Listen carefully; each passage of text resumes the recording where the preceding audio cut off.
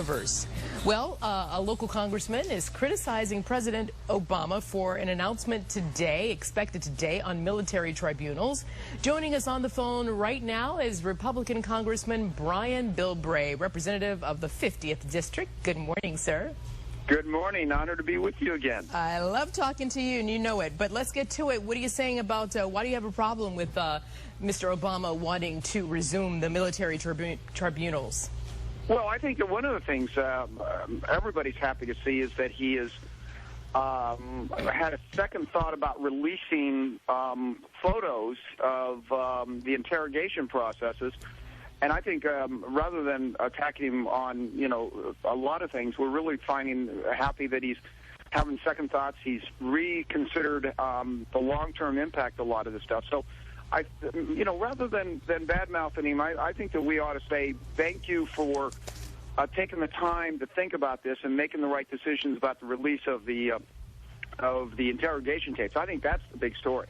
Well, I think it is too, but I'm just going with the talking points they gave me, sir, right about now. But I agree with you, and I'll piggyback on that one. I do think that that serves no great purpose to our country to release those photos. You've got men and women still over there fighting, and we just don't need that to contribute to any propaganda that the enemy wants to, perpetuate. I think that we ought to recognize that, look, we got a president who really has not had the experience, and he's going to have to learn, and there's going to be these stumbles. But the big secret is not, avoiding making mistakes all the time. It's learning from your mistakes and correcting them. And I think he's learned on that, and we're going to go through this process. And it's nice to see that he's put a good decision in the way of his pride and being willing to say, I might have said something, I might have done something in the past, but I'm not going to continue the mistakes. And I think that was one of the frustrations that people had with the previous administration. Right or wrong, they had a perception that the Bush administration refused to admit mistakes and reverse direction. Yeah, and everything had to be, or appeared to be on unilateral decision-making process there. Hey, so another talking point they gave me, Congressman, is Adam Lambert. What did you do with Adam Lambert? Well, we had a great event for all the families of the troops at Miramar, and he showed up and signed autographs. He sang the Star Spangled Banner for the kids, and they're just absolutely.